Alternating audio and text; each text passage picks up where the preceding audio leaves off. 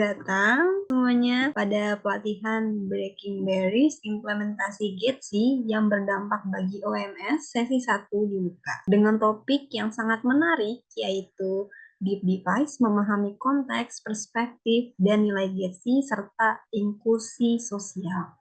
Nah, Getsi, Gender Equality, Disability, and Social Inclusion merupakan jembatan pengetahuan untuk mengintegrasi prinsip kesetaraan dan inklusi di setiap aspek kegiatan.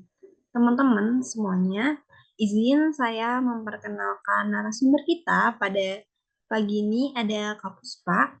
Sebelum itu, saya akan membacakan sedikit background dari Kak Puspa. Oke, Kak Puspa Prameswari Puspa Dewi atau biasa kita sapa Puspa. Background education-nya yaitu Bachelor of Arts Universitas Negeri Jakarta, UNJ, majorsnya Indonesia Literature Study Program. Dengan work experience-nya yaitu dari Maret sampai Mei 2021 pernah ada di Yayasan Kesehatan Perempuan YKP sebagai Network Coordinator CDC CIDES. Lalu di Maret 2021 sampai Januari 2022, Oxfam Indonesia sebagai Project Manager of Empower Youth for Work. Januari 2022 sampai dengan sekarang, yaitu di Oxfam, masih dengan di Oxfam sebagai Strategic Advocacy dan Engagement Manager. Itu sedikit background narasumber kita pada pagi ini ya teman-teman. Sebelum itu, aku izin memperkenalkan diri terlebih dahulu. Perkenalkan, saya Fahira yang akan menemani Kak Puspa dan teman-teman semuanya pada pagi ini. Selamat pagi kawan-kawan semua. Semoga masih bersemangat ya. Terima kasih banyak teman-teman Lingkar Madani. Salam kenal semuanya. Saya Puspa Prameswari Puspa Dewi, tapi biasanya dipanggil Puspa oleh teman-teman. Dan hari ini mungkin sebenarnya kalau prosesnya nanti kita lebih banyak diskusi gitu. Jadi nanti teman-teman tidak akan terlalu banyak mendapatkan apa namanya materi. Udah ngopi, memulai diskusi dengan fokus ya, dengan fokus enggak dengan perut keroncongan. Hari ini kita akan membahas soal satu rangkaian dari 4 sesi ke depan, 4 atau 5 sesi ke depan yang berkaitan dengan Getsi. Nah, di hari ini saya mau mengajak teman-teman berdiskusi terkait dengan membongkar pandangan yang tidak inklusif melalui lensa interseksional. Tapi sebelum itu, sebuah kewajiban bagi saya untuk menyampaikan komitmen Oxfam Indonesia untuk bertanggung jawab serta menjunjung tinggi akuntabilitas di seluruh wilayah dan aktivitas mana Oxfam Indonesia beroperasi, termasuk pada kegiatan hari ini. Jadi, salah satu upaya kami untuk merealisasikan hal tersebut adalah membuka sebesar-besarnya ruang untuk berkembang bagi Oxfam melalui penerimaan kritik, saran, serta masukan yang disampaikan bagi siapa saja yang bekerja bersama Oxfam di Indonesia. Jadi, jika kawan-kawan hari ini memiliki kritik, saran, ataupun masukan terkait dengan diskusi kritikan melalui kanal-kanal yang tersedia. Lalu penting untuk kita sama-sama jaga di hari ini safeguarding gitu. Jadi apabila kawan-kawan mendapatkan dugaan terjadinya tindak pelanggaran etik seperti pelecehan seksual, kekerasan seksual, atau pelanggaran terhadap perlindungan anak yang diduga dilakukan oleh staf Oxfam, mitranya Oxfam, ataupun orang-orang yang bekerja bersama Oxfam di Indonesia, ini bisa dilaporkan. Nah, pelanggarannya apa saja? Jadi ada perkataan yang tidak menyenangkan, jokes-jokes seksis gitu ya, atau kayak bercandaan-bercandaan yang tidak menyenangkan, lalu ada gurauan atau ajakan berhubungan intim, gurauan tidak pantas terhadap anak, ataupun tindakan-tindakan lainnya yang membuat teman-teman tidak nyaman di dalam proses kita satu hari ini, enggak satu hari, setengah hari ini. Nah, teman-teman semua bisa menyampaikan laporan tersebut melalui kanal-kanal berikut ini. Ini boleh dicatat, teman-teman. Jadi, misalnya nanti di lain hari pun ketika teman-teman bersinggungan dengan staf Oxfam, mitra Oxfam gitu yang ataupun program Oxfam, teman-teman bisa menyampaikan kritik, masukan ataupun saran melalui kanal-kanal berikut ini. Ada di SMS, telepon, WhatsApp. Ini bukan nomor saya, bukan nomor Country Director Oxfam, tapi ini adalah nomor yang khusus untuk menerima kritik dan saran. Jadi yang megang pun bukan saya, jadi nanti ada tim satgasnya yang akan mengelola informasi tersebut. Lalu email kritik dan saran ini juga ada di saranindonesia@oxfam.org.uk. Lalu email safeguarding, jika teman-teman ingin melaporkan selama jalannya proses ini ada pelecehan ataupun ada tindakan yang tidak menyenangkan, teman-teman bisa mengemail di safeguardingindonesia@oxfam.org.uk, maupun nanti misalnya ada proses yang tidak menyenangkan itu terjadi begitu cepat dan teman-teman ingin segera melaporkan, ini bisa menyampaikan kepada tim penyelenggara ataupun panitia yang ada di ruangan ini. Gitu ya, ini teman-teman boleh screenshot, boleh dicatat, nanti bisa disimpan gitu, misalnya pun tidak hari ini, di diskusi-diskusi selanjutnya nanti teman-teman bisa menggunakan kanal yang sama untuk melaporkan kejadian yang teman-teman alami, yang berkaitan dengan staf Oxfam ataupun mitra Oxfam. Eh, Tujuan belajar kita di hari ini sebenarnya tidak terlalu banyak gitu ya, karena diskusinya akan dibagi menjadi beberapa kelas. Jadi kelas di hari ini kita akan pertama mengidentifikasi identitas diri dengan lensa interseksional, lalu yang kedua mengidentifikasi pendekatan dan lensa interseksional yang dapat digunakan, lalu mendiskusikan strategi untuk mengatasi bias dan diskriminasi, lalu mendiskusikan gambaran strategi perubahan. Jadi di hari ini akan terbatas untuk isu interseksionalitas. Jadi untuk isu yang selanjutnya itu akan ada di kelas selanjutnya di esok hari. Nah, kita akan mulai dengan pertanyaan apa yang mungkin teman-teman pernah dengar terkait dengan interseksionalitas. Nah, karena ini orangnya tidak terlalu banyak, saya mungkin mau tanya ke teman-teman secara langsung gitu, jadi nggak perlu pakai Kahoot.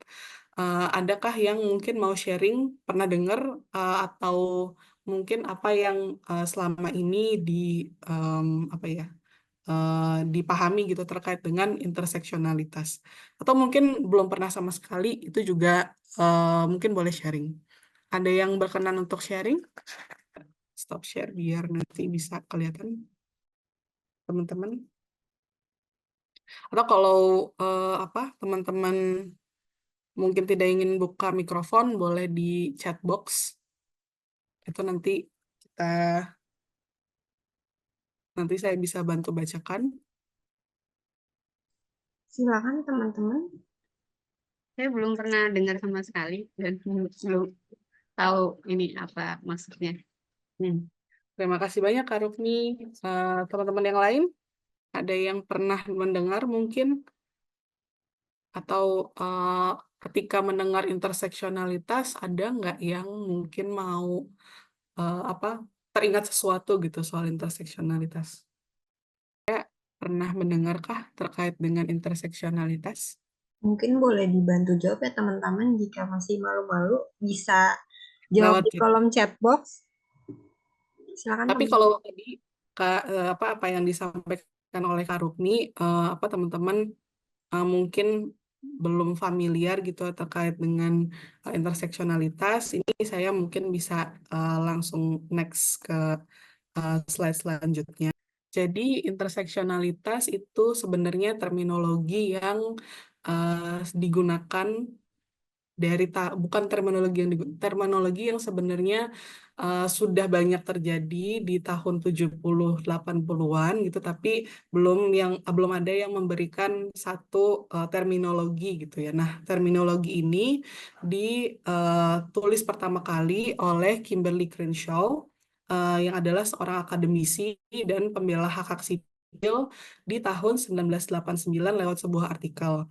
Nah, Crenshaw ini menuliskan sebenarnya sebuah artikel yang berkaitan dengan diskriminasi yang dialami oleh kelompok kulit hitam, khususnya untuk perempuan. Jadi sebenarnya Crenshaw ini sangat concern gitu ya terkait dengan spotlight dari perempuan kulit hitam yang sebenarnya tidak terlalu banyak dibahas gitu. Jadi dia ingin melihat sebenarnya ada nggak sih alat gitu atau kerangka pikir yang bisa digunakan untuk membahas lebih lanjut terkait dengan apa yang dialami oleh kelompok perempuan kulit hitam. Nah, kerangka pikir ini digunakan sebagai cara untuk memahami bagaimana berbagai aspek di dalam diri kita saling berhubungan dan dipengaruhi oleh sistem penindasan yang berbeda. Jadi, Crenshaw ini menggunakan terminologi interseksionalitas yang membantu kita dapat menilai perbedaan antara equality dan equity, lalu juga memahami solidaritas yang kompleks, serta bagaimana identitas masyarakat membentuk pengalaman hidup mereka dalam kaitannya dengan kekuasaan. Jadi apa sebenarnya eh, teori ini atau kerangka pikir ini digunakannya sebenarnya di tahun 89 ditulis pertama kali lalu bergulir menjadi sebuah teori yang sampai hari ini sudah dieksplorasi oleh banyak pihak ya terutama orang-orang yang bekerja untuk isu keadilan sosial atau isu ketimpangan untuk membahas lebih lanjut terkait dengan layer-layer atau tingkatan-tingkatan diskriminasi yang dialami oleh berbagai macam kelompok, terutama kelompok yang dimarginalisasi. Eh, di tahun 2009 dari terminologi interseksionalitas itu dibuatlah sebuah roda gitu ya untuk bisa melihat lebih lanjut gitu menguliti lebih dalam oleh Joanna Simpson. Dia menuliskan sebuah panduan gitu ya uh, untuk melihat interseksionalitas ini lebih lanjut di tataran yang lebih luas gitu. Nah, lingkaran yang paling dalam, lingkaran ini, unique circumstances of power, privilege, and identity, ini atau bisa dibilang nih mewakili keadaan unik seseorang gitu ya ketika sebuah identitas gitu seorang Puspa misalnya tidak hanya nama tapi juga hal-hal yang mewakili keunikan seorang identitas Puspa. Lingkaran kedua setelah lingkaran putih ini adalah aspek-aspek identitas dari seorang individu yang melekat. Di antaranya ada usia, terus juga latar belakang kelas, ada pengalaman hidup, kulit, warna kulit, terus juga status keluarga, bahkan sampai status kesehatan ya seperti status HIV. Ini juga mempengaruhi aspek identitas seseorang. Lingkaran ketiga, di mana ini teman-teman bisa lihat di sini ada lingkaran biru. Ini mewakili berbagai macam jenis diskriminasi yang berdampak pada identitas. Contohnya misalnya uh, rasisme gitu ya. Jadi lebih banyak kulit hitam atau sebenarnya kalau di Indonesia kulit yang lebih gelap ini juga sebenarnya mengalami rasisme yang lebih tinggi di di antara identitas-identitas lainnya. Ataupun mungkin juga apa soal masalah ageism atau ageisme di mana usia itu kadang juga mengalami apa mempengaruhi diskriminasi yang dialami oleh sebuah identitas. Contohnya misalnya seorang anak muda di mana dia ada di dalam sebuah sistem, entah itu kantor, entah itu mungkin masyarakat, dia mungkin dianggap lebih rendah gitu dibandingkan orang-orang yang lebih tua. Contohnya mungkin kayak sekarang label Gen Z, milenial, gen apa namanya gen alpha dan lain-lain itu tuh juga sebenarnya ketika kita tidak hati-hati melabel tersebut itu bisa jadi sebuah label yang mendiskriminasi orang-orang atau kayak jadi em, catatan tanda kutip ya bagi orang-orang untuk melakukan diskriminasi misalnya dengan Gen Z nggak mau kerja sama Gen Z dia apa namanya nggak bisa kerja atau mereka terlalu manja gitu. Nah, ada hal yang melekat pada diri mereka di mana itu menjadi sebuah sikap diskriminasi yang terjadi terhadap sebuah identitas. Lalu lingkar terluar, yang paling luar ini ada politik, ada kolonisasi, ada globalisasi, kapitalisme, perang. Ini adalah lingkaran terluar yang mewakili kekuatan dan struktur yang lebih besar yang memperkuat eksklusi ya bahasanya, atau marginalisasi. Jadi secara struktur besar, sebenarnya kalau dilihat secara masyarakat yang lebih luas itu masyarakat global maupun sebenarnya Indonesia gitu ya secara sistem yang lebih besar, ini ada hal-hal yang membuat sebuah identitas ataupun masyarakat ini menjadi terpinggirkan atau dimarginalisasi gitu. Saya mau memberikan sebuah visual terkait dengan interseksionalitas. Ini saya share sebuah video, singkat videonya. Ini terkait dengan bagaimana kita memahami interseksionalitas secara lebih mudah. Saya sudah terlihatkah? Intersectionality. Have you heard this word before? Even if you have, you might not know what it means. Let's take a Apakah teman-teman mendengar suaranya dan videonya dengan jelas? Mendengar dan jelas. Ya. Oke, siap. Terima kasih. look at it. The first part's easy enough. Intersection, a place where things come together. Intersectionality refers to the reality that we all have multiple identities that intersect to make us who we are. It also gives us a way to talk about oppressions and privileges that overlap and reinforce each other. This term dates back to the 1980s and legal scholar Kimberly Crenshaw. She noticed that we didn't have an effective way to talk about how the experiences of Black women are different from the experiences of Black men and of white women. How? Black women endure both gender discrimination and racial discrimination. Over the last 30 years, scholars, educators, and activists have expanded the use of the word intersectionality to talk about identities beyond race and gender. Let's look at a few examples. Jerry has a disability, and his family lives below the poverty line. He is the oldest of 10, which requires him to do a lot of caregiving, and sometimes keeps him out of school. No one in the school counseling office has talked to Jerry or his parents about his plans for after graduation. He has applied for several jobs, but never gets called back. Fatima is Muslim and recently came to the United States from Somalia. She finds that many people at her school make assumptions about her values and abilities before they speak to her. Many of her classmates think she shouldn't be at their school at all. Greta comes from an affluent family. Both her parents and grandparents went to college, and her father owns a successful business. She doesn't think about her identity very often, but she does think of herself as someone who will go to college and get a good job once she graduates. Think about Greta's situation as opposed to Fatima's or Jerry's. Fatima and Jerry are members of marginalized groups. They don't get to choose whether or not to think about their identities. Greta, on the other hand, can ignore intersectionality if she wants to. Life isn't the same for everyone, even for people who share identity characteristics.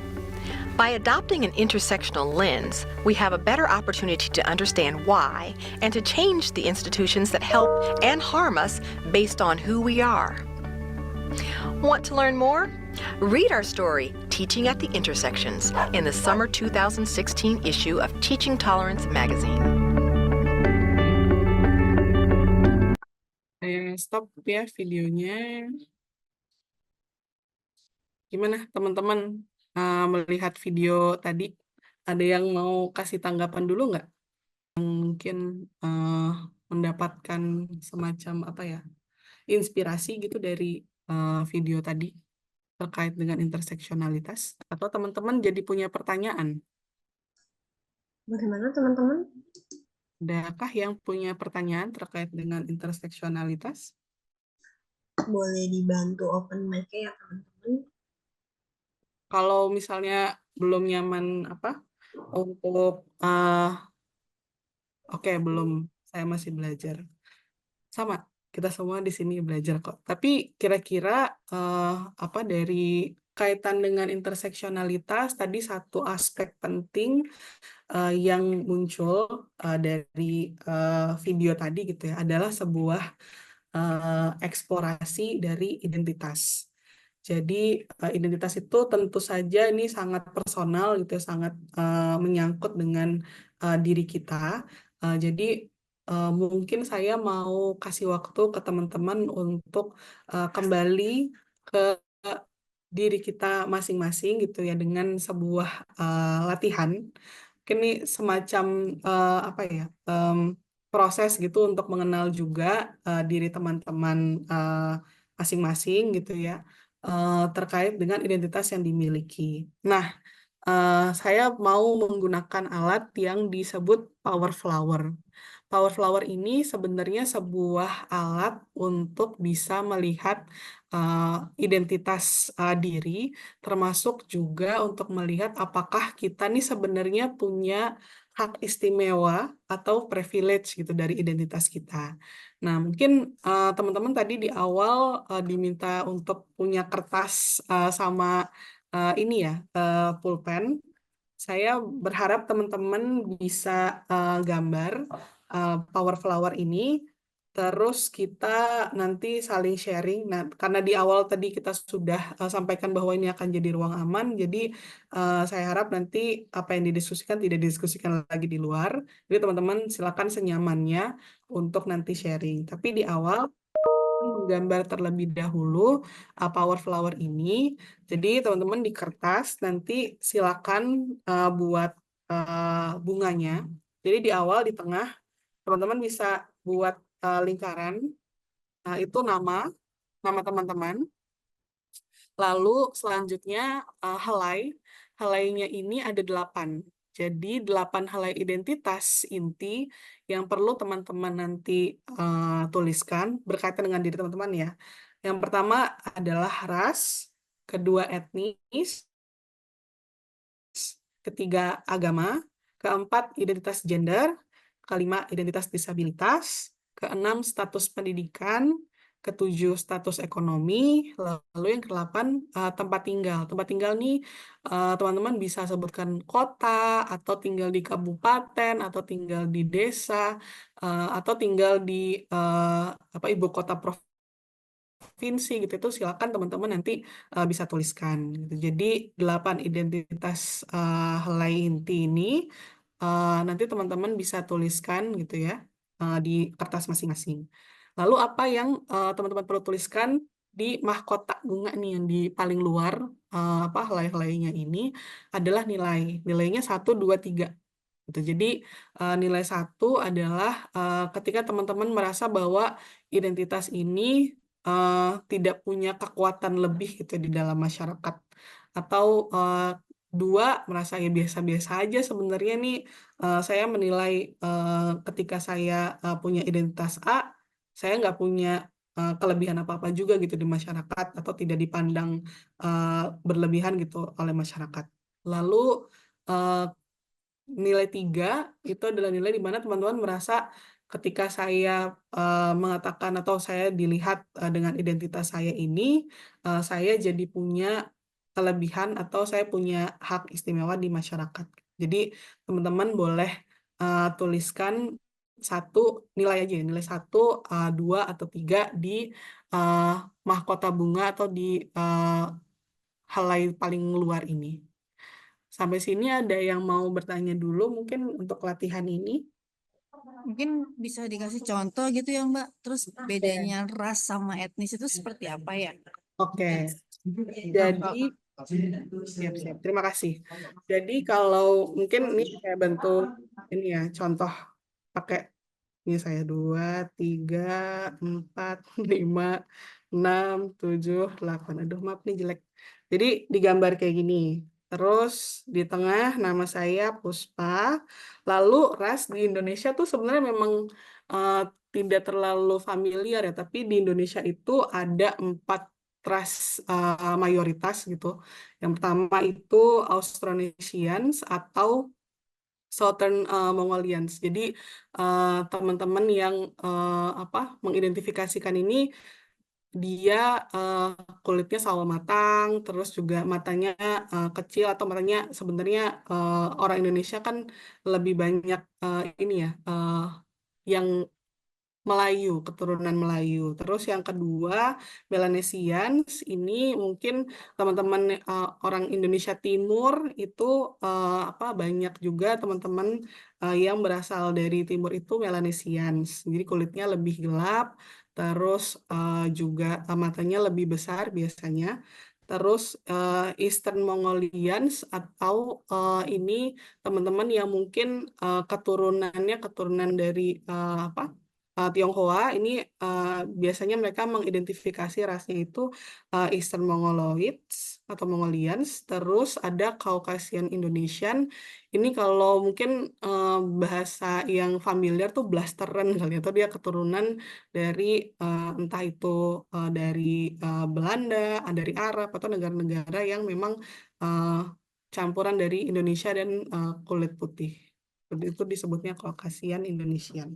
Itu untuk ras. Nah, jadi kalau pakai contoh saya itu Southern Mongoloid, terus etnisnya saya Jawa, terus agamanya Islam, identitas gendernya seorang cis perempuan, terus identitas disabilitasnya saya sebenarnya punya disabilitas menggunakan kacamata, tapi tidak terlalu signifikan. Jadi saya tidak mengidentifikasi sebagai seorang disabilitas. Jadi saya tidak atau non disabilitas. Terus status pendidikan saya lulusan sarjana S1, status ekonominya menengah bawah, lalu tempat tinggalnya saya tinggal di kota Jakarta. Jadi itu contoh di 8 helai identitas inti.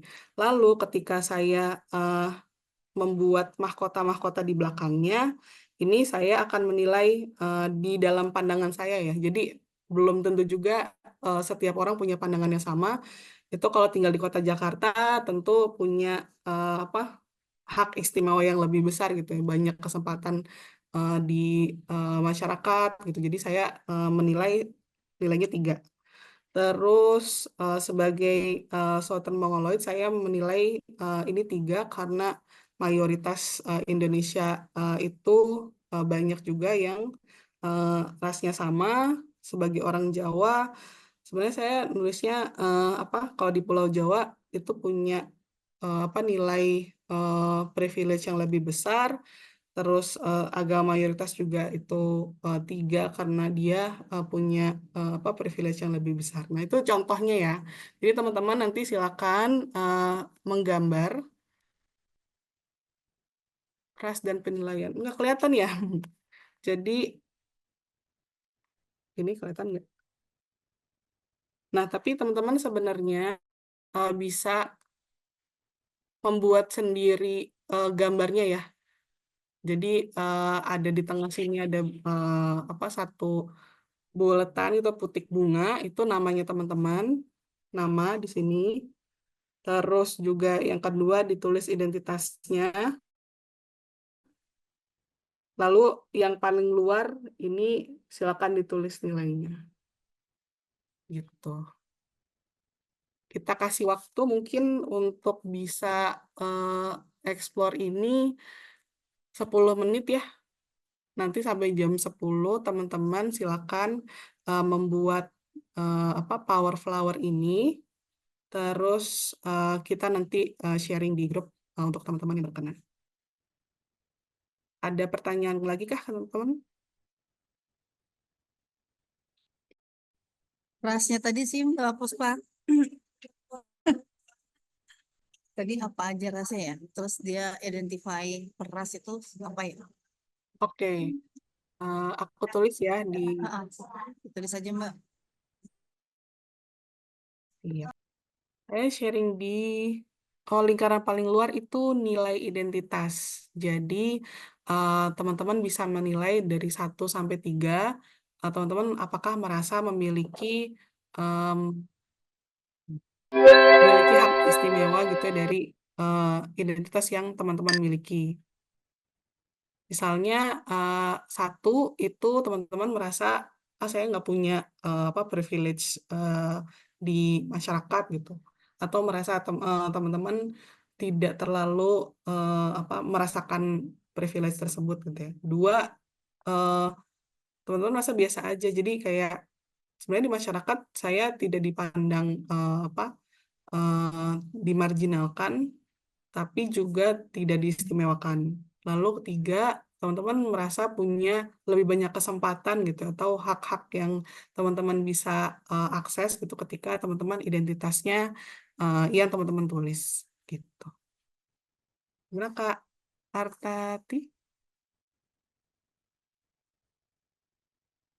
Oke, ini ada 3 menit lagi. Teman-teman butuh waktu lagi kah untuk menulis? Tempat tinggal tadi gimana, Mbak? Kenapa? Yang tempat tinggal yang nomor 8. Tempat tinggal itu contohnya saya tinggal di kota Jakarta, atau ada yang tinggal di Kabupaten Bogor misalnya, atau di kota Palu, itu mungkin bisa ditulis. Sama indikator penilaiannya deh, Mbak. Itu yang 1, 2, 3 apa aja tadi? 1, 2, 3, 1 itu ketika teman-teman merasa tidak punya hak istimewa gitu atau merasa dimarginalkan. Kedua itu merasa biasa-biasa aja, jadi tidak merasa dimarginalkan atau tidak punya hak istimewa gitu ya, tidak punya kekuatan yang besar. Atau di ketiga itu ketika teman-teman merasa dengan identitas tersebut teman-teman jadi punya lebih banyak kesempatan ataupun hak-hak keistimewaan yang teman-teman bisa akses gitu. Yang 3 yang powerful banget ya, maksudnya dia punya akses. Oke. Betul. Kalau teman-teman mungkin agak gamblang, kurang jelas menuliskan identitas disabilitas, mungkin disabilitasnya ini spektrumnya sangat luas ya. Jadi kayak saya tadi bilang, saya sebenarnya membutuhkan kacamata gitu, tapi saya merasa tidak tergantung dengan kacamata tersebut, jadi saya tidak identifikasi sebagai seorang disabilitas. Nah, jadi kalau misalnya teman-teman merasa bahwa tidak tidak menjadi bagian disabilitas, itu pun juga boleh dituliskan. Tapi kalau misalnya ada teman saya yang mengidentifikasi ketika dia tidak menggunakan kacamata atau alat bantu untuk melihat, dia tidak bisa melihat dengan jelas sama sekali. Jadi dia mengidentifikasikan dirinya sebagai seorang disabilitas. Gitu. Jadi kalau misalnya teman-teman tidak merasa membutuhkan alat bantu gitu, itu teman-teman merasa bukan bagian dari disabilitas, itu juga bisa dituliskan tidak atau non disabilitas. Tapi kalau misalnya teman-teman merasa saya membutuhkan alat bantu untuk melihat misalnya, atau untuk berjalan, atau untuk melakukan aktivitas, itu teman-teman mengidentifikasi diri sebagai seorang disabilitas, itu boleh dituliskan iya atau bagian dari disabilitas.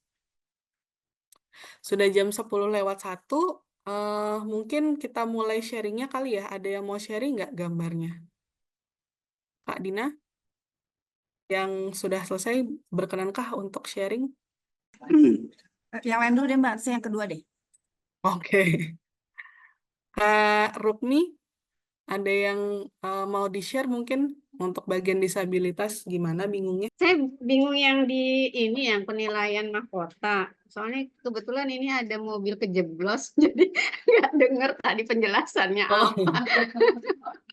Ya mungkin tadi nilai soal ini ya, mahkotanya 1, 2, 3 itu satu, teman-teman ketika merasa punya nilai atau kekuatan yang lebih kecil gitu, atau menjadi tidak powerful di masyarakat, itu bisa taruh nomor 1. nomor 2 teman-teman merasa biasa aja sih, sebenarnya tidak dimarginalkan juga, terus juga di masyarakat biasa-biasa aja, itu bisa tulis nomor 2. Nomor 3 itu jika teman-teman merasa dengan identitas yang dimiliki itu punya power di masyarakat gitu, atau punya kekuatan lebih, atau bisa mengakses hak-hak yang lebih banyak, itu bisa dituliskan 3 gitu. Mungkin Kak Ardi Iya Kak, sharing, silakan. Punya kali gambarnya juga, biar nanti bisa diskusi bareng juga, boleh. Kak mohon maaf kalau gambarnya kurang indah ya, bunganya ini nampak ya Mbak? Belakangnya di blur soalnya. Jadinya, tapi Iya, nggak maaf. apa-apa. Ini mungkin saya bisa menjelaskan apa yang saya pahami ya. Iya, boleh silakan. Di dalam lingkaran paling tengah, paling dalam itu nama saya, kemudian menjelaskan yang untuk lingkaran helaian ras itu saya ras Melayu, etnis saya suku Mandar, kemudian agama saya Islam, kemudian saya perempuan.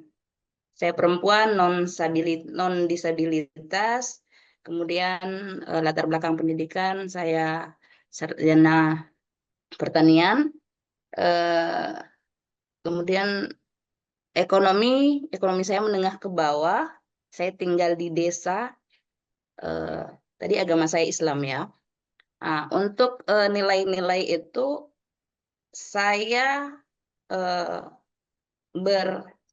punya ras Melayu itu di masyarakat saya punya nilai 2, di mana di masyarakat itu tanggapannya biasa-biasa saja. Nah, kemudian saya beragama Islam juga responnya biasa-biasa saja. Terkait dengan etnis, saya suku Mandar itu tidak berpengaruh nyata juga, dan belum sejauh ini apa yang saya rasakan tidak pernah mendapatkan diskriminasi soal etnis. Saya perempuan, nah ini yang terkadang merasa siapa sih perempuan yang berada di lingkungan masyarakat gitu. Kadang kita perempuan ini dipandang sebelah mata. Saya non disabilitas juga dianggap biasa-biasa saja. Ketika saya perempuan dengan melihat latar belakang pendidikan, di situ suara saya didengar ketika saya berbicara di masyarakat, ya dianggap ada lah gitu. Makanya di sini saya kasih poin 3 gitu. Kemudian berbicara tentang ekonomi, sejauh ini ekonomi biasa-biasa saja, karena yang saya alami dengan kondisi ekonomi menengah ke bawah itu sejauh ini belum mendapatkan diskriminasi. Tetapi kalau melihat di luar sana, ada beberapa kasus sih, ketika dia mendapatkan situasi yang berlapis, dia perempuan, kemudian pendidikannya rendah, dia miskin, mohon maaf, latar belakang ekonominya menengah ke bawah, tinggal di kampung, itu penilaian masyarakat itu menganggap kita tidak ada gitu. Kalau saya berbicara perempuan secara keseluruhan, cuman kalau secara pribadi yang membedakan saya di lingkungan masyarakat itu hanya satu, karena saya punya pendidikan yang berbeda dengan yang lainnya. Itu saja sih. Terima kasih banyak, Terima Kak. kasih. Ini sangat mantap penjelasannya. Ini kita coba ke tadi Kak Dina ya. Kak Dina katanya mau kedua. Silakan Kak Dina, mungkin bisa sharing juga. Oke. Kameranya belum. Kelihatan nggak Mbak? Gambarnya harus kayak gini ya kayaknya ya. Iya. Kelihatan. Oke, ini nggak flower banget sih sebenarnya.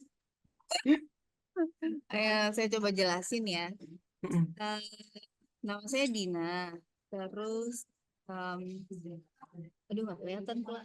Gak apa-apa, kelihatan dibacain aja gak apa-apa. Oke, terus ras dulu ya. Kayaknya lebih ke Eastern Mongoloid deh. Saya nggak tahu sih benar apa enggak. Tapi saya coba itu deh. Terus etnisnya Nah ini juga yang saya bingung karena saya campuran kan. Hmm. Jadi mungkin dominasi kalau dari ayah, ayah saya orang Bugis. Terus yang ketiga tadi apa ya? Apa aja boleh, nggak apa-apa Oh dibacain. oke. Saya tinggal di Samarinda, agama saya Islam dan saya perempuan. Saya tidak ada disability, pakai kacamata sih tapi ya itu mungkin kategorinya bukan disabilitas yang gimana ya. Kemudian pendidikan terakhir saya S2. Lalu apa tuh yang terakhir ya? Oh ekonominya menengah ke bawah. Ini penilaiannya kalau yang dari saya tinggal di Samarinda mungkin itu yang satu ya karena sejauh ini masih belum dikenal banget itu di Samarinda di mana sih gitu ya kan. Kecuali nanti mungkin ketika IKN sudah marak kali bisa ada ketahuan oh itu Samarinda ada di Kalimantan Timur gitu. Kalau ras juga itu mid lah, sama dengan ekonomi juga itu saya kasih nomor 2, angka 2. Eastern Mongolia juga saya kasih nomor 2. Terus pendidikan juga saya kasih angka 2. Disabilitas itu 3 mungkin ya karena pola pikir kita sejauh ini adalah ketika orang tidak punya disabilitas, ketika dia sempurna gitu maka dia punya privilege yang lebih daripada kaum disabilitas. Sementara ini pikirannya seperti itu ya. Awamnya seperti itu. Terus kalau yang kedua saya lebih yang gender saya lebih ke nomor 2 juga. Ya, yang agama juga lebih ke nomor 2. Itu aja sih kayaknya, Mbak. Terima kasih Kak Dina. Makasih. Kak Dina, Ya. mungkin aku boleh tanya berkaitan dengan perspektif pendidikan dengan S2, Kak Dina nulisnya 2 ya penilaiannya. Nah itu apakah ada perspektif lain gitu Kak Dina menganggap ada apa itu biasa-biasa aja gitu kalau di Samarinda S2? Ya sebenarnya biasa-biasa aja sih ya Mbak. Karena di era sekarang itu kalau pendidikan saja tanpa diikuti abilitas yang lain, kemampuan yang lain juga ya yang nggak terlalu gimana-gimana gitu karena yang dibutuhkan sekarang kan adalah aplikasi dari ilmu yang kita punya gitu. Mau dia S1, mau dia cuma SMA, tapi kalau dia punya pengalaman dan punya expert yang lebih dari orang yang berpendidikan profesor sekalipun itu akan lebih mendominasi sih menurut saya ya. Karena itu yang lebih dibutuhkan gitu ketimbang orang yang tahu ilmu tapi tidak tahu mengaplikasikannya dan mengimplementasikannya gitu. Dan juga memberikan informasi itu melatih itu ke orang yang tidak tahu tentang hal itu. Mungkin kayak gitu sih pemikiran saya Mbak Puspa. Terima kasih banyak Kak Dina. Sama-sama. Ada lagi kah yang mau sharing Mau Kak? pakai share boleh nggak? Boleh. Silakan Kak Eti. Baik, kelihatan ya, Ya kelihatan. cukup warna-warni. Mantap. Ini sebenarnya aku belum kasih nilai, tetapi aku merasa nilai bahwa gimana ya, nilai semua itu sebenarnya bagus ya, karena aku merasa di posisi yang dari sejak dulu itu punya kayak privilege gitu kan. Sampai sekarang pun kayak ijazah itu belum pernah saya pakai karena saya pun menjadi posisi yang bisa setara dengan misalnya di perusahaan dengan laki-laki dengan segala macam bahkan berkompetisi judulnya gitu kan seperti itu gitu kan dari ya tadi setuju bahwa pendidikan misalnya pendidikan mau S1 S2 tetapi knowledge yang penting gitu kan pengalaman dan knowledge itu yang ini kan. Nah, dari segi agama juga saya tinggal di lokasi yang lama sekali 15 tahun di lingkungan Katolik dan kebetulan saya almarhum suami saya juga bukan Muslim gitu kan.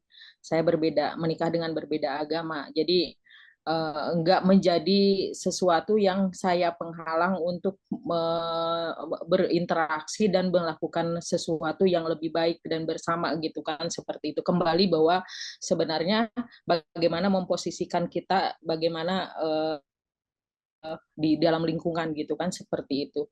Nah, Sunda nggak ada masalah karena etnis nggak jadi persoalan saya pikir. Terus kemudian jadi tadi perempuan Jakarta ya karena saya tinggal di Jakarta, terus kemudian saya non disabilitas seperti itu.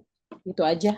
Terima Terima kasih kasih. banyak. Kayak ini mantap dibuat di PowerPoint jadi kelihatan berwarna gitu. Tapi teman-teman yang lain juga tadi gambarnya bagus-bagus gitu.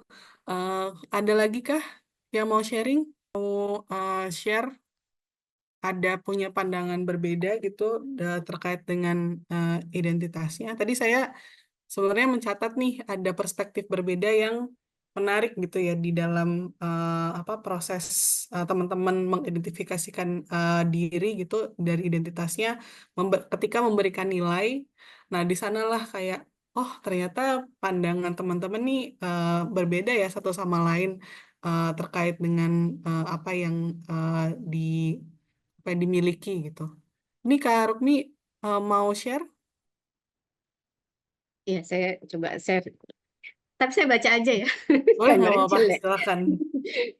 Ya, nama saya Rukmi. Ras saya mungkin Malayan Mongolit ya. Saya sukunya Jawa, agamanya Islam. Saya perempuan. Menurut saya non disabilitas. Alhamdulillah saya lulusan S1 kehutanan. Cuman lebih banyak kerjanya nggak di kehutanan. Kemudian secara ekonomi menurut saya sih insya Allah cukup. Kalau menurut standar mungkin ekonomi ke bawah ya, menengah ke bawah ya. Saya tinggal di Samarinda. Secara keseluruhan untuk menilai identitas saya, menurut saya biasa-biasa aja. Hmm. Ini Gitu. apa seluruhnya nilainya 2 atau ada nilai yang berbeda? Enggak Mbak, seluruhnya 2. Oke. Baik, terima kasih banyak Kak Rukmi sharingnya. Sama. Ada lagi kah satu lagi mungkin teman-teman yang mau sharing dari bunga-bunga yang dibuat? Kak Iqbal mau sharing, Kak Iqbal? Oke, ada suara pesawat. Ya, Kak Eti mau bertanya katanya apakah usia masuk dalam daftar. Nah, mungkin sebelum nanti teman-teman ada lagi yang mau sharing, saya sharing ini ya bahwa di dalam uh, petals atau si tengah-tengah yang teman-teman buat dari identitas itu sebenarnya bisa tidak hanya terbatas 8, tapi biasanya 8 ini yang digunakan untuk melihat identitas. Gitu. Sebenarnya ada juga yang menambahkan soal apa bukan hanya usia ya, usia itu ada juga yang masuk dalam apa namanya si petalsnya itu ada juga yang memasukkan apa pekerjaan yang bisa aja kan ada yang levelnya manager, officer, terus ada juga yang menambahkan petals lain seperti misalnya eh, status ekonomi atau tadi udah ada status ekonomi tapi ini asal keluarga misalnya dia eksplorasi di ini ya tidak hanya status ekonomi dia tapi juga dia berasal dari keluarga mana ada juga yang menambahkan nationality atau asal negara ada yang kalau secara global mungkin dia sharing bagaimana kewarganegaraan itu berbeda dengan tempat tinggal. Nah, jadi sebenarnya peta ini bisa dibongkar pasang, jadi bisa dengan 8 ini, ataupun ditambahkan lagi dengan apa petals lainnya. Gitu. Jadi semoga menjawab ya Kak Yati. Nanti kalau teman-teman mau apa berlatih gitu ya soal power flower ini, teman-teman bisa explore lebih lanjut petals-petalsnya ini bisa ditambahkan. Tadi saya lihat Kak Iqbal buka kamera. Kak Iqbal mau sharing? Silakan Kak Iqbal. Agak dinaikin ke atas. Agak Oh, munduran kali Kak Iqbal. Nah, oke. ah, Sip, mantap. balik. Ya, silakan Kak Iqbal. Boleh dibacain nggak apa-apa? Iya, untuk ini di tengah ini kan nama saya itu Iqbal, kemudian di apa yang pertama itu saya ras Melanesia. Kemudian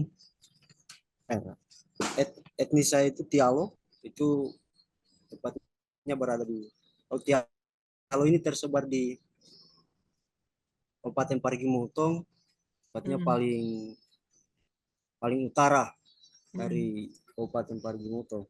Kemudian agama saya Islam, kemudian terus kami laki-laki, saya S1 sarjana sosial, kemudian non disabilitas,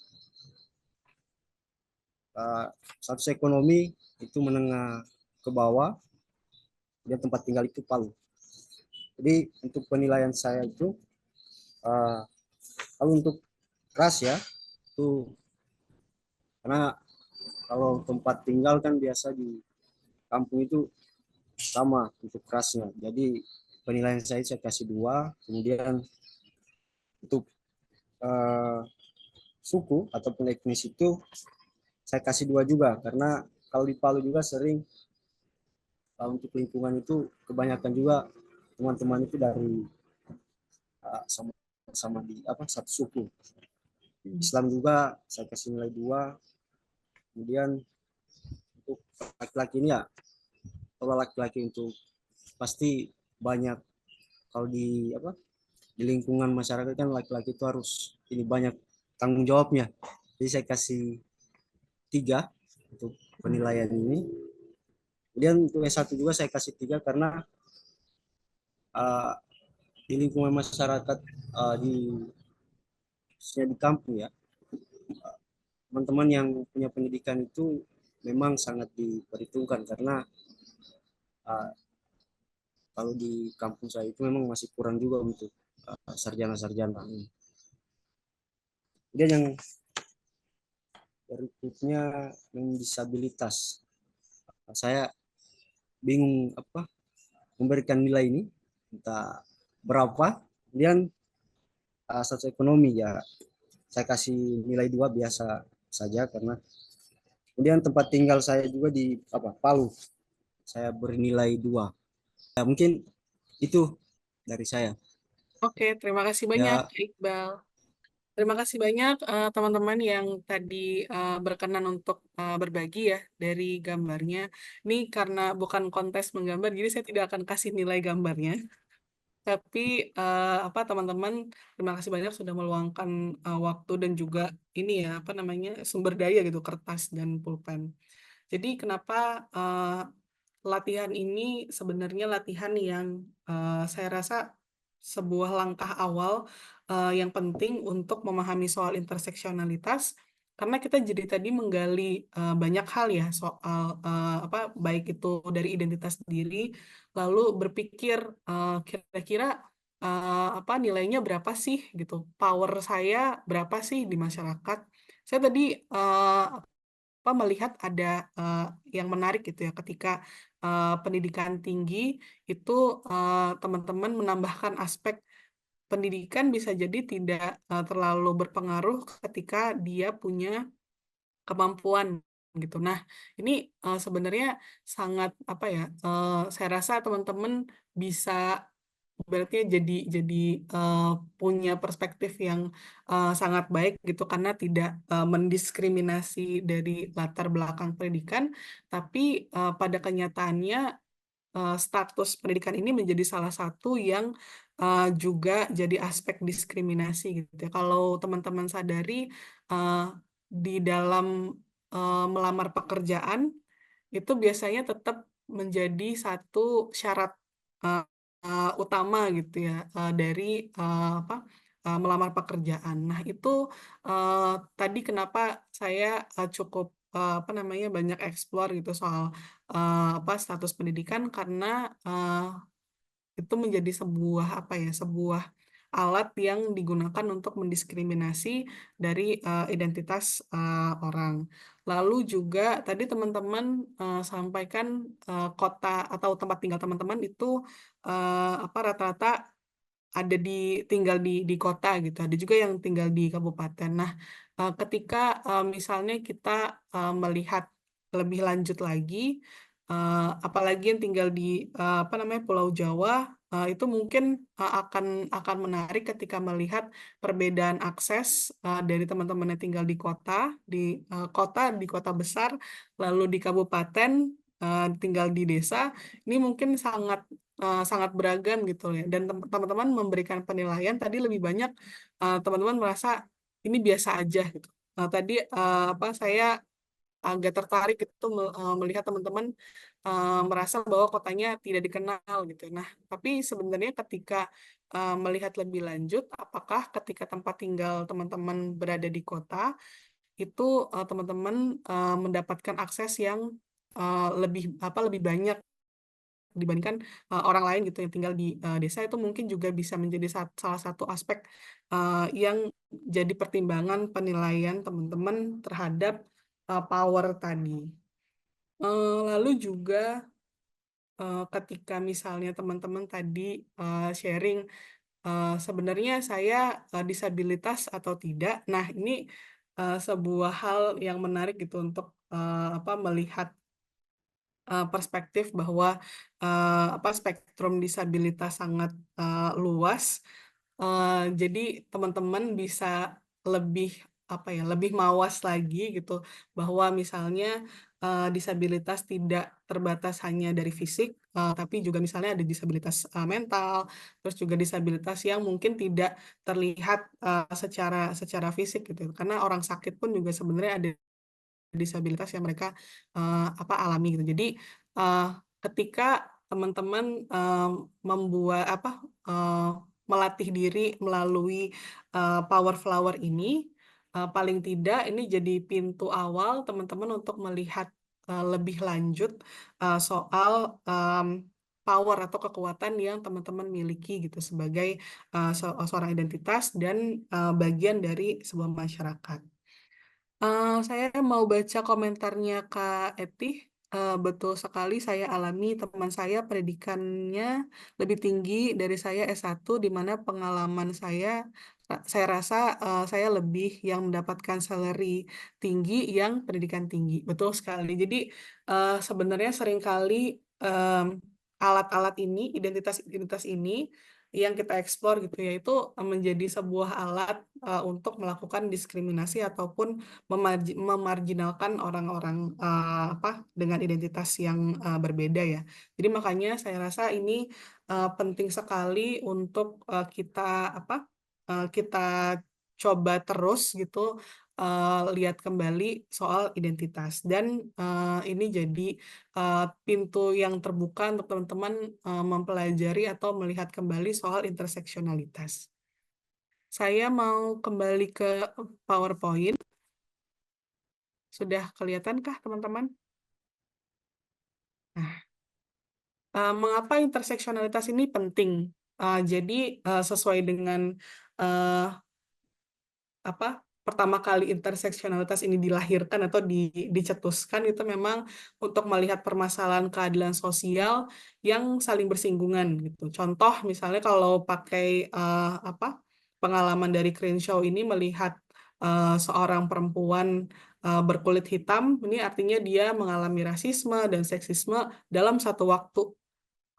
Mungkin juga untuk teman-teman yang disabilitas, dia perempuan terus tinggal di desa, ini dia mengalami banyak hal permasalahan keadilan sosial yang menghambat dia untuk bisa mengakses banyak hal gitu, dari hak-haknya dia, hak kesehatan, terus juga hak pekerjaan, bahkan mungkin juga sampai ketika dia menjadi seorang perempuan ini sangat sulit menjadi perempuan, sudah sulit, lalu dia memiliki identitas orang disabilitas. Jadi interseksionalitas ini membantu kita untuk jauh lebih sensitif gitu ya, melihat permasalahan-permasalahan yang terjadi dalam satu waktu dan membuat banyak lapisan pada permasalahan ketidakadilan.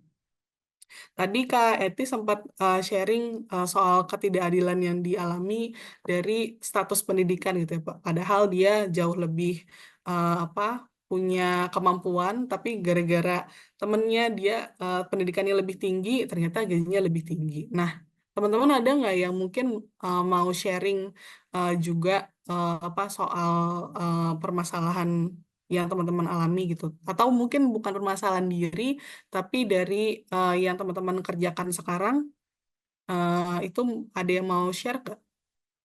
Adakah yang mengalami atau menangani terkait dengan permasalahan yang berlapis tersebut? Mungkin boleh buka mikrofon kalau misalnya mau sharing.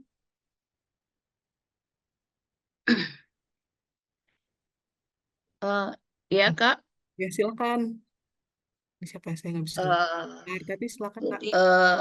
terkait dengan situasi yang dialami perempuan pada umumnya, saya selalu melihatnya itu di tingkat desa, itu di kampung, berangkat dari lingkungan keluarga, di mana perempuan yang tinggal jauh dari kota itu banyak mengalami situasi, pasti akan berbeda dengan perempuan-perempuan yang tinggal di kota, baik di kota di daerah maupun di kota-kota besar lainnya. Secara perspektif itu sudah pasti berbeda. Nah, kemudian lagi dalam situasi keluarga itu sangat jauh, di mana situasi yang dialami perempuan itu sangat berlapis. Misalnya dalam keluarga, kami yang tinggal di kampung, kemudian berada dalam satu etnis tertentu. Misalnya saya ambil contoh di dulunya ya, di lingkungan keluarga saya, kami dari suku Mandar itu menganggap perempuan, kalian tidak perlu bersekolah tinggi gitu. Kembali-kembalinya itu urusan rumah tangga juga. Jadi yang terekam di memori keluarga ini adalah perempuan hanya disibukkan dengan urusan-urusan domestik. Itu masih di ranah keluarga, belum lagi kalau ke lingkungan, apalagi kalau mau masuk dalam ruang-ruang pengambilan keputusan, misalnya di desa gitu. Perempuan itu sangat jarang dilibatkan. Itu bisa terlibat atau ada dua, melibatkan atau mau melibatkan diri sendiri gitu. Ini akan berbeda. Kenapa latar belakang pendidikan itu menjadi penting gitu. Ini karena ini menjadi satu kalau menurut saya ya, apa yang selama ini saya alami Mbak ya, menjadi satu ukuran gitu. Nah, saya bisa hadir dalam ruang-ruang pengambilan keputusan baik di desa maupun di ruang lainnya itu karena saya pertama, saya tidak karena berasal dari kampung, pengalaman di kampung itu sangat sempit, sedikit. Karena saya bersekolah, saya mendapatkan lingkungan baru, berinteraksi dengan orang-orang baru sehingga saya punya pengalaman gitu. Ada penambahan kapasitas yang saya rasakan. Kemudian ini ketika kembali ke kampung, ini menjadi hal yang berbeda saat saya belum memiliki pendidikan dan setelah saya memiliki pendidikan. Itu. Dan ini menjadi PR besar. Tidak semua perempuan di kampung itu mengalami hal yang sama karena memang pertama untuk mengakses informasi sampai saat ini dengan kemajuan teknologi itu masih terbatas. Kalaupun ada dengan tidak memiliki pengetahuan bagaimana menggunakan teknologi sekarang, misalnya dia di kampung-kampung sudah masuklah setara kalau kita bilang handphone sekarang itu sudah ada. Tapi ketika tidak memiliki pengetahuan lebih, sehingga penggunaan alat ini menjadi tidak bijak. Itu di kalangan perempuan, baik di kalangan perempuan dewasa maupun anak-anak. Ini yang sangat rentan. Nah, jadi dengan situasi yang berlapis, tapi itu tidak disadari, Mbak. Nah, ini yang sebenarnya tidak kita sadari selama ini, ketika kita bandingkan dengan kesempatan yang diberikan kepada saudara-saudara kita yang laki-laki begitu, lebih memiliki peluang luas gitu, kebebasan luas dibanding dengan perempuan. Nah, ini mungkin kalau saya menggarisbawahi, ini menjadi PR besar buat kita sebenarnya. Kalaupun kita memberikan pendapat, saya masih bicara dalam ranah keluarga ini ya, memberikan pendapat di lingkungan keluarga itu masih mendapat ketidakadilan. Karena kadang apa yang kita sampaikan itu dianggap tidak penting. Padahal ketika terjadi itu yang mengalami dampak lebih besar itu perempuan. Saya ambil salah satu contoh situasi yang terjadi di Kota Palu tahun 2019, bencana alam yang terjadi. Korban yang lebih banyak itu adalah perempuan. Kenapa? Perempuan dalam waktu terjadinya bencana itu banyak berada di dalam rumah gitu, sibuk dengan urusan anak, ibadah pun kita karena tidak sempat ke masjid, kita harus ibadah dalam rumah, harus sholat dalam rumah di waktu itu gitu. Nah, jadi melihat situasi itu, tambah lagi pasca bencana yang banyak mengalami ketidakadilan itu adalah perempuan, baik fisik maupun non fisik. Seperti itu Mbak, gambaran yang pernah saya alami selama ini. Terima kasih. Terima kasih banyak Kak Tati, ini sangat sangat penting gitu ya pengalaman dari Kak Tati, dan terima kasih banyak sudah berbagi ceritanya. Saya mungkin mau kasih contoh gitu ya terkait dengan bagaimana caranya kita menggunakan lensa interseksionalitas ketika misalnya menghadapi entah itu ketika melaksanakan program ataupun eh, ketika menghadapi sekelompok dampingan gitu. Nah, satu contoh penting terkait dengan apa yang tadi Kak Tati sampaikan terkait dengan kemauan terlibat dari seorang perempuan gitu, entah itu dalam pengambilan keputusan, entah itu dalam kegiatan-kegiatan yang dilakukan gitu di kampungnya. Nah, ini ketika kita tidak menggunakan lensa interseksionalitas, kita hanya akan melihat bahwa perempuan itu malas, atau perempuan itu ya dia tidak punya kemauan untuk terlibat di dalam kegiatan. Ketika kita menggunakan lensa interseksionalitas, kita akan secara sadar atau secara sensitif gitu ya melihat seorang perempuan yang tidak mau terlibat, ini masalahnya apa saja. Jadi kayak kalau saya bisa bilang, ini kayak ngupas bawang gitu ya. Jadi di dalamnya ada masalah apa yang mungkin tidak sempat kita ekspor atau kita gali gitu ya. Bisa jadi karena identitasnya sebagai seorang perempuan, atau identitasnya sebagai misalnya perempuan rumah tangga gitu, di mana dia harus punya urusan-urusan domestik yang tidak bisa ditinggal, makanya dia tidak mau atau tidak sempat gitu untuk terlibat. Nah, itu mau dan sempat saja itu sudah dua hal yang berbeda yang kita perlu gali lagi. Jadi lensa interseksionalitas ini membantu kita untuk jauh lebih lebih dalam menggali permasalahan, dan juga membantu kita untuk ketika kita punya intervensi program gitu, itu jauh lebih sensitif gitu, jauh lebih mampu untuk melihat permasalahan lebih dalam dan mencari solusi atau mencari pendekatan yang lebih cocok gitu untuk teman-teman di lapangan. Memang kalau identitasnya sangat beragam, apakah kita harus ngurusin satu-satu solusi untuk orang-orang, tapi saya rasa lensa ini jadi membantu teman-teman untuk melihat keragaman tersebut dan menambah strategi gitu ya, bagaimana caranya ketika nanti mungkin membuat kelas, membuat diskusi, ataupun ada program yang sedang dilakukan, itu jauh lebih cocok gitu untuk teman-teman kelompok yang disasar. Saya mau kembali ke Udah, sudah Mbak. Kak? Oke, siap. Nah, jadi ini ada sebuah gambaran yang mungkin teman-teman familiar kali ya dengan apa 3 gambar itu salah satu gambar gitu soal equality, equity, sama justice.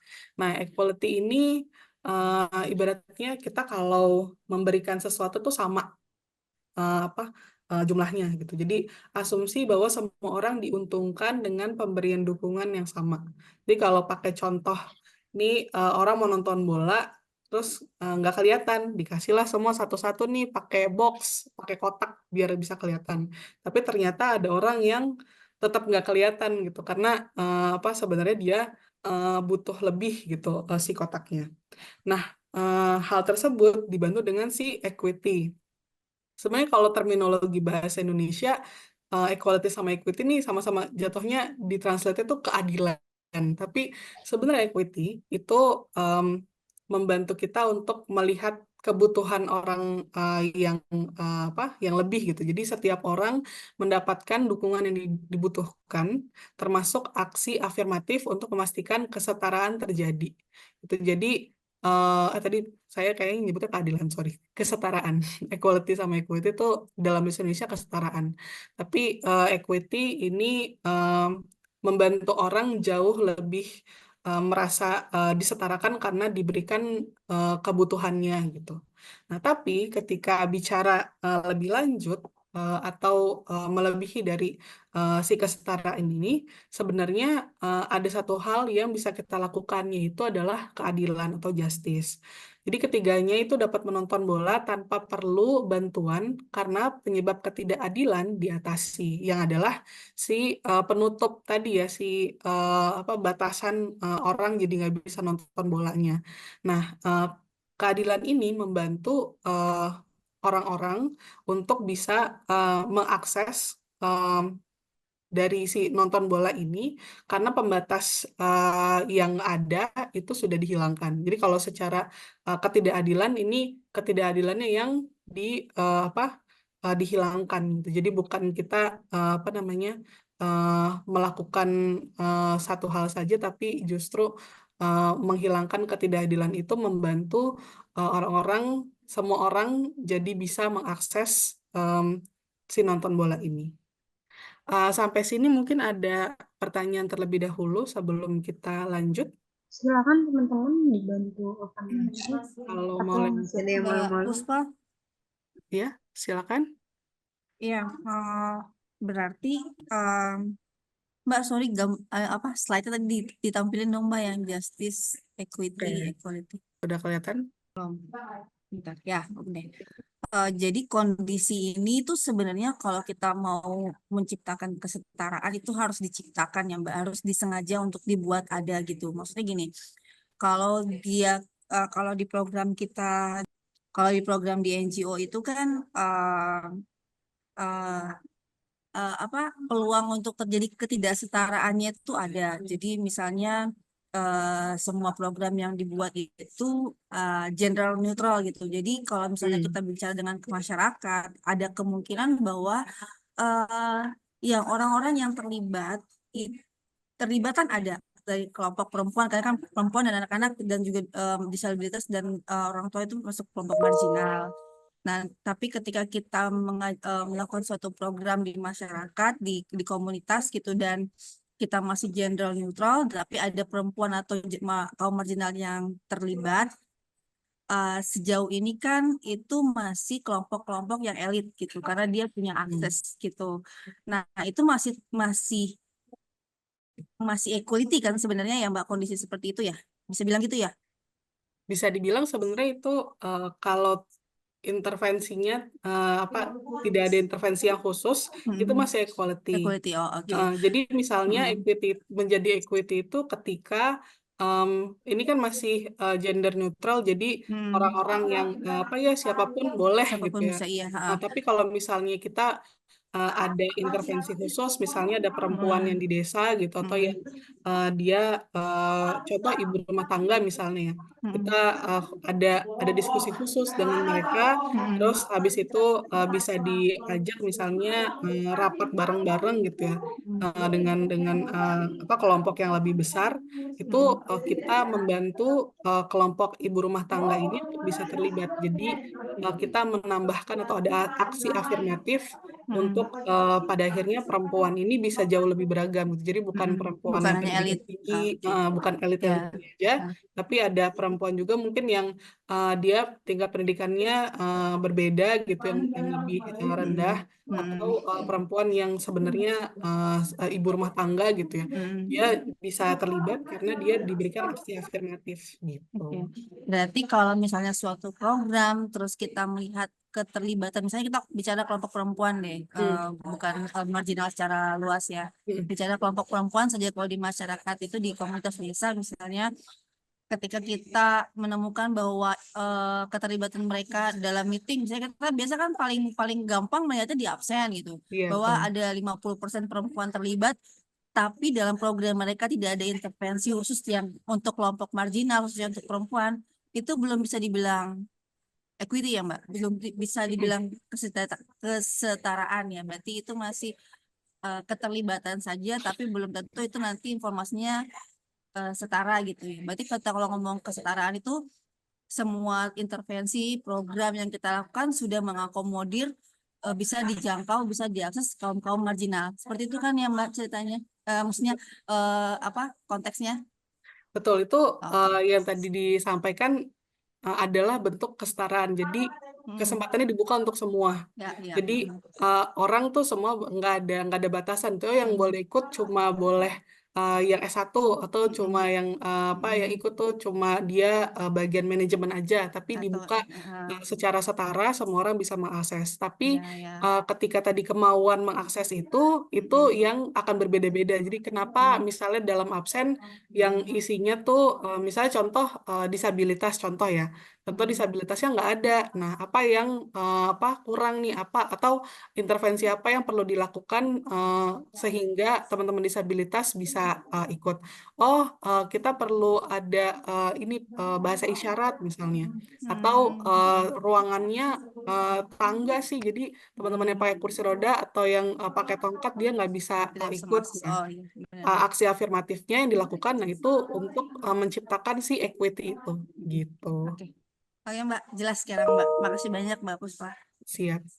Terima kasih pertanyaannya. Nah, teman-teman, mungkin kalau kita bicara sesuatu yang ideal, kita pengen sampai di level justice gitu ya.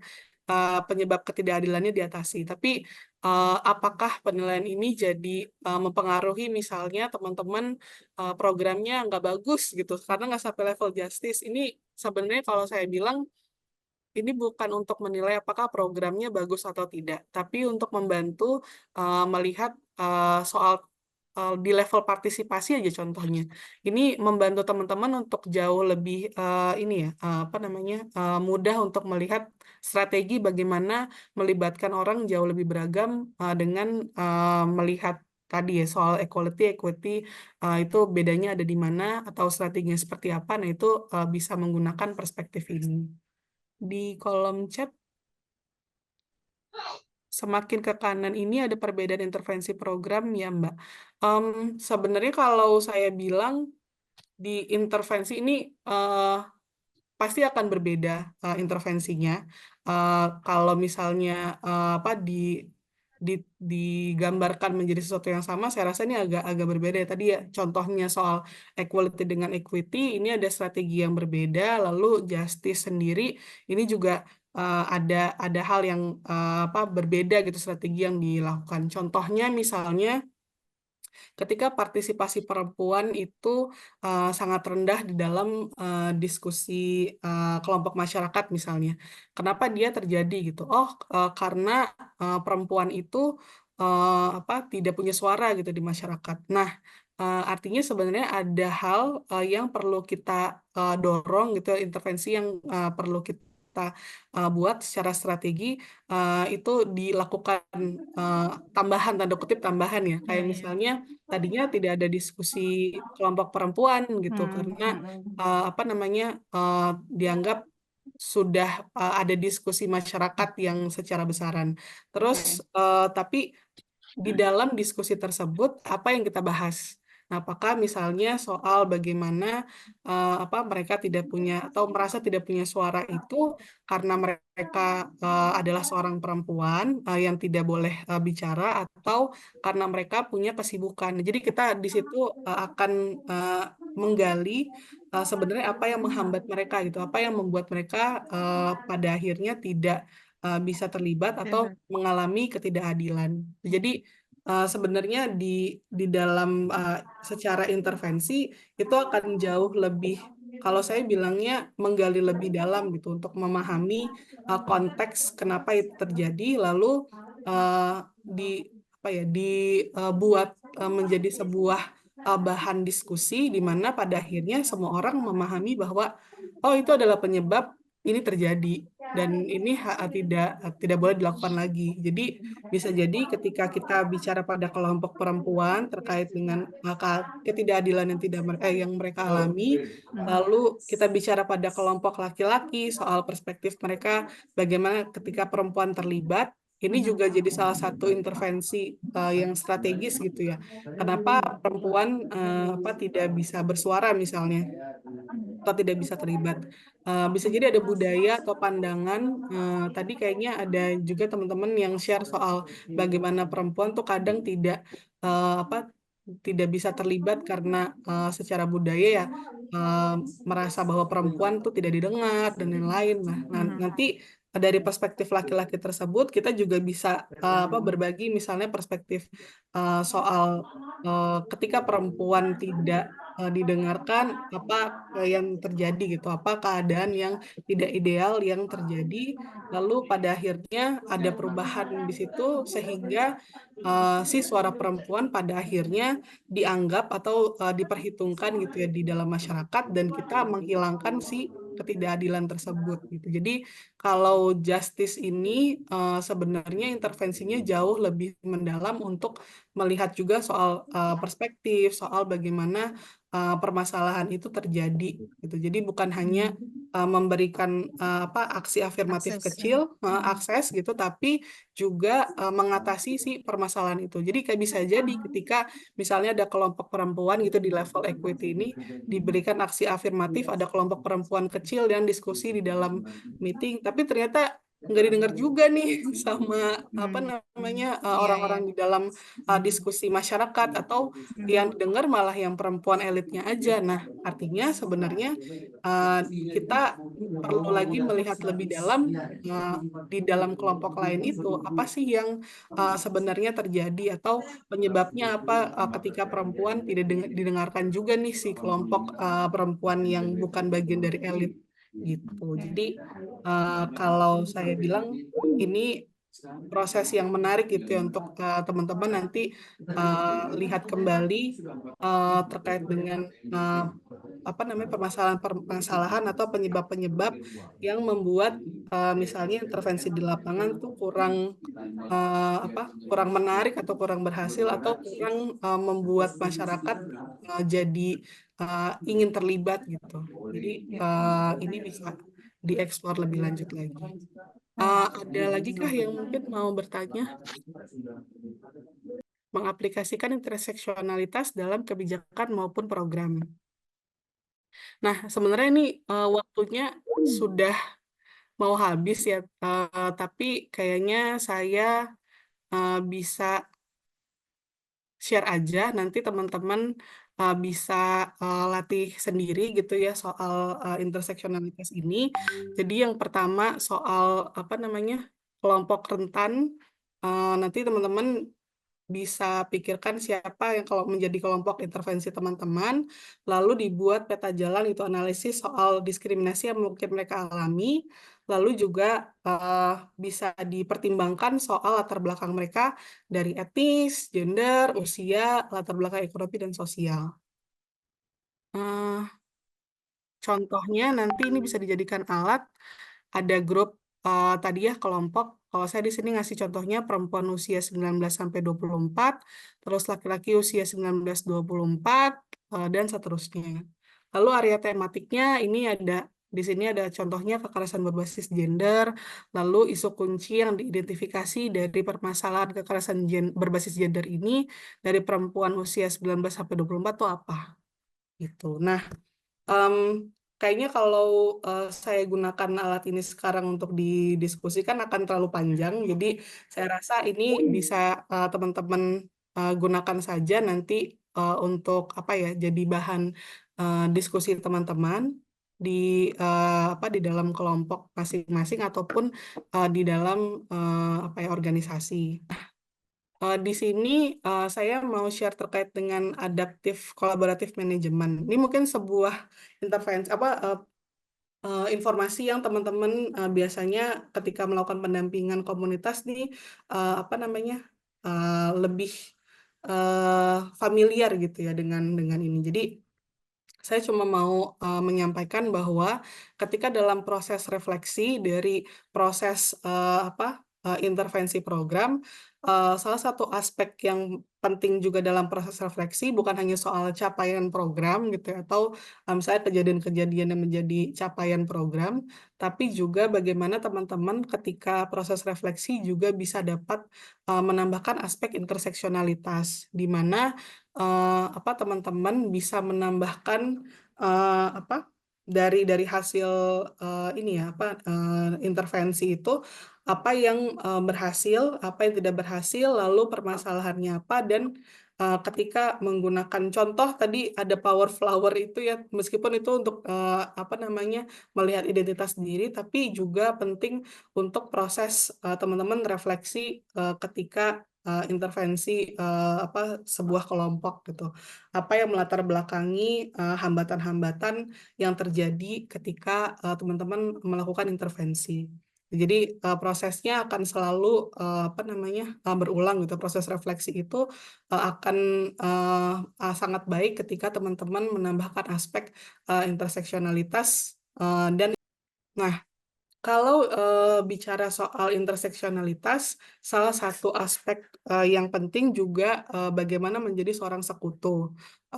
Seorang sekutu adalah orang yang mendukung, gitu. Jadi bukan bagian dari kelompoknya. Misalnya sebagai seorang sekutu disabilitas, teman-teman belum tentu bagian dari kelompok disabilitas. Gitu. Jadi bagaimana caranya sebagai seorang sekutu itu mendukung kelompok yang sedang diintervensi ataupun kelompok yang sedang didampingi. Yang pertama, cek keistimewaan atau privilege yang dimiliki gitu. Jadi bisa jadi kita memiliki privilege dan kita kadang memiliki cara pandang yang berbeda gitu. Nah, itu yang perlu kita coba miliki gitu. Cek lagi dari identitas kita apa yang berbeda dengan teman-teman sehingga mempengaruhi pola pikir kita atau bagaimana cara pandang kita terhadap sebuah permasalahan. Yang kedua, dengarkan dan pelajari. Kadang karena kita datang tanda kutip membawa solusi, kita jadi lupa untuk mendengarkan dan mempelajari apa yang ada di lapangan. Jadi kadang-kadang kita fokus aja sama apa yang kita intervensi gitu. Ini masalah. Padahal sebenarnya bisa jadi ketika kita mendengarkan dan mempelajari hal yang kita sebut sebagai sebuah masalah atau keadaan tidak ideal adalah sesuatu yang lebih dalam dari itu gitu. Jadi aspek mendengarkan dan mempelajari itu sangat penting. Lalu yang selanjutnya membuka dan menciptakan ruang aman. Ini penting karena kadang orang tidak ingin terlibat karena tidak ada ruang aman gitu yang muncul. Jadi saya rasa ini hal yang penting untuk kita lakukan untuk menciptakan ruang aman bagi semua yang terlibat. Lalu memperhatikan bahasa yang digunakan. Jadi kadang-kadang saya sendiri juga sebagai anak Jakarta kadang-kadang suka nyampur-nyampur nih bahasanya atau bahasanya dianggap terlalu tinggi gitu. Nah itu juga saya seringkali refleksi apakah bahasa yang saya gunakan ini mampu dipahami oleh teman-teman atau malah justru memberikan semacam kayak penutup, justru orang jadi menutup diri karena bahasa yang saya gunakan itu tidak cocok dengan atau tidak dimengerti oleh orang-orang yang sedang saya ajak bicara. Jadi menjadi seorang sekutu ini sangat penting untuk memperhatikan bahasa juga. Dan yang terakhir satu kutipan dari Kimberly Crenshaw, jika kita melihat ketimpangan sebagai masalah mereka atau masalah orang lain yang tidak beruntung, maka hal tersebut adalah sebuah masalah. Jadi mungkin saya bisa membagi sedikit terkait dengan interseksionalitas ini, tapi teman-teman jika masih ada yang ingin ditanyakan, mungkin boleh kita buka 1-2 pertanyaan, nanti PowerPoint-nya bisa saya share. Iya, terima kasih Kak Puspa untuk materinya. Saya tadi tertarik banget pada saat ada gambar equality, equity, dan justice. Kadang kan kita membuat internalisasi 3 prinsip itu dari yang paling mudah sampai yang paling sulit, yang justice itu ke program yang ditujukan untuk orang lain. Nah, kadang-kadang justru kita melupakan bagaimana itu diinternalisasi di organisasi kita sendiri gitu. Mungkin Kak Puspa ada contoh gimana kita bisa menginternalisasi itu di organisasi kita sendiri supaya akhirnya jadi terbiasa ketika kita bikin program apapun itu sudah melalui tadi ya peta jalan yang Kak Puspa sampaikan, dari identifikasi dulu, kemudian membuat aktivitas yang sifatnya afirmatif, lalu akhirnya si kondisi itu kita bisa mengidentifikasi problemnya apa, dan akhirnya mindset kita langsung, oh iya berarti end of the vision is how to overcome the problem itself, kayak gitu. Gitu sih Kak yang aku sedang memikirkan gimana ya segala bentuk konstruksi sosial itu bisa kita selesaikan gitu, dan akhirnya kita jadi mulai perubahan dari kecil-kecil yang ada di internal. Thank you Kak. Terima kasih banyak Kak Fe. Ini aku mungkin jawab terlebih dahulu kali ya.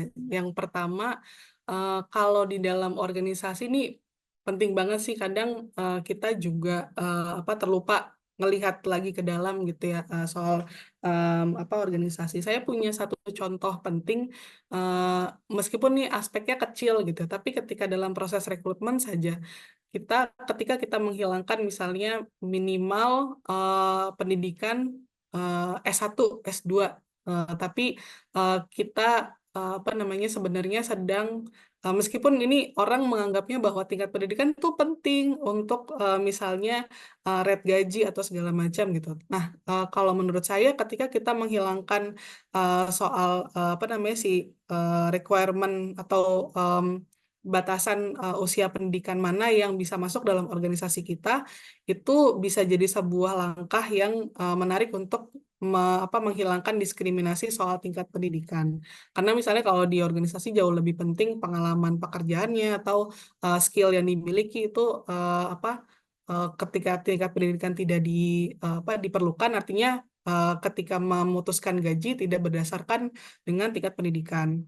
Terus juga ketika misalnya teman-teman tidak membantu untuk ada aksi afirmatif misalnya ya, kalau menggunakan contoh aksi afirmatif, teman-teman ya tinggal di desa misalnya, sedangkan kantornya ada di kota gitu ya, kantor organisasi ada di kota, lalu atau beda provinsi gitu, contoh kasus. Apakah organisasi mau untuk membantu proses kepindahan si staf yang terpilih ini untuk bisa bekerja di kota gitu, di kantor, atau memberikan akses misalnya boleh bekerja dari jauh, tinggal nanti 1 bulan sekali itu bisa datang ke kantor.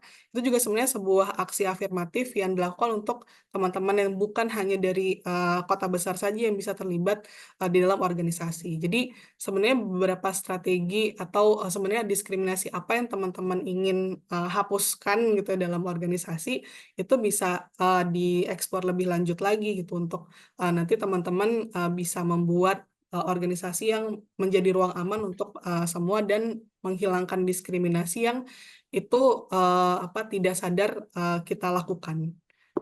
Gitu sih, semoga membantu ini ya, Faith.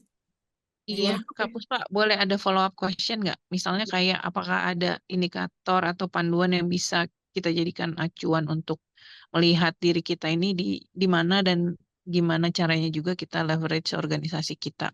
Thank you, Kak Puspa.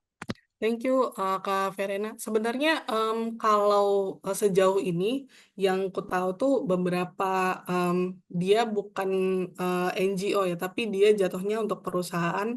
Beberapa kasus itu eh, mereka lebih banyak pengetahuan itu untuk perusahaan gitu. Jadi soal bagaimana diskriminasi ras itu tidak terjadi, terus diskriminasi atau kayak ada aksi afirmatif itu bisa dilakukan, itu biasanya untuk rekrutmen atau dilakukan oleh perusahaan-perusahaan gitu. Jadi pun kalau misalnya ada les-les gitu ya, bimbel-bimbel, bimbel-bimbel itu lebih banyak untuk perusahaan gitu. Jadi saya rasa untuk NGO sejujurnya kalau pakai perspektif Oxfam mungkin ada beberapa peraturan yang kita coba buat gitu ya. Tapi kalau misalnya NGO secara keseluruhan, saya rasa sih mungkin belum ada kesepakatan atau kesepahaman ya soal bagaimana atau standar gitu untuk em, apa mengeksplorasi hal tersebut. Jadi kalau misalnya nanti ke depan teman-teman koalisi ini mau membuat hal tersebut jadi kayak ibaratnya dari kelas GETSI ini atau inklusi sosial ini mau dibuat jadi sebuah rencana kerja bersama, itu mungkin bisa dilakukan sih, Kafe. Semoga ini tidak menjawab, tapi aku malah ini ya jadi PR. Tapi menurutku ini jadi sangat menarik untuk nanti bisa jadi standar bersama gitu atau jadi perspektif bersama untuk bagaimana organisasi untuk menjadi tidak diskriminatif. Itu karena kalau pakai pakemnya Oxfam mungkin bisa jadi akan berbeda karena standarnya pakai standar kantor yang di luar Indonesia gitu. Jadi yang standar Indonesia sejauh ini sih aku belum eksplorasi lebih banyak ya. Jadi mungkin ke depan bisa jadi bahan diskusi. Oke, terima kasih Kak Puspa. Sama-sama, Kafe. Aku kembalikan ke Kak Pahira nih. Kak Puspa, ini di kolom chat ada Oh ya, Eti. Kak Eti bilang, terima kasih pembelajarannya hari ini dan sangat bermanfaat. Kak Puspa keren pemaparannya. Jadi tergelitik dengan beberapa kebijakan yang ada. Yang pertama itu kebijakan pembayaran dari pemerintah berdasarkan jenjang pendidikan bukan kemampuan. Yang kedua ada insurance yang tidak sensitif gender. Jika laki-laki yang bekerja, maka dia insurance perempuan masuk. Tetapi jika perempuan yang bekerja, si suami tidak bisa diikutkan. Yang ketiga ada program untuk cenderung anak milenial tidak mendorong usia lanjut. Dan ini seterusnya. Seperti itu. benar banget ini sebuah concern sebenarnya secara bernegara sendiri banyak sekali diskriminasi ya kayak bagaimana pemerintah memberikan insentif, bagaimana pemerintah membuat standar-standar tersebut. Ini juga sebenarnya jadi kalau nggak salah teman-teman banyak sekali juga yang melakukan advokasi gitu untuk peraturan-peraturan ataupun kebijakan-kebijakan yang diskriminatif dan tidak akomodatif terhadap berbagai macam kelompok gitu ya. Jadi kalau saya rasa nih komentarnya Kak Eti ini sangat sangat penting ya jadi catatan bahwa ketika kita nanti bekerja gitu di dalam jejaring saling berbagi pandangan ini juga jadi hal yang penting untuk melihat level kebijakan gitu. Jadi bukan hanya di level masyarakat terjadi dan itu pada akhirnya mempengaruhi bagaimana kebijakan dibuat. Jadi perspektif yang ada dan dimiliki oleh para pemangku kebijakan kita bisa jadi mempengaruhi bagaimana mereka mengambil keputusan dalam membuat kebijakan. Mungkin itu kali ya yang bisa aku sampaikan. Terima kasih banyak teman-teman untuk hari ini. diskusinya semoga jadi pembuka. Hari ini mungkin tidak banyak hal yang bisa dieksplorasi yang sangat mendalam karena saya akan membuat teman-teman menjadi tergelitik lebih lanjut dan di depan di kelas-kelas selanjutnya harapannya teman-teman bisa ikut lagi dan bisa membuat gelitikan-gelitikan yang ada ini jadi bola yang nanti semakin menarik gitu untuk dimainkan di kelas selanjutnya. Gitu. Saya kembalikan ke Kak Fahira. Terima kasih. Makasih Mbak Puspa. Ini dari Kak Asep, dari Asri, luar biasa ilmunya. Terima kasih Kak Puspa. Oke, mungkin cukup ya teman-teman. Sebelum aku tutup, mungkin ada closing statement dari Kak Puspa. Silakan Kak. Closing statement-nya,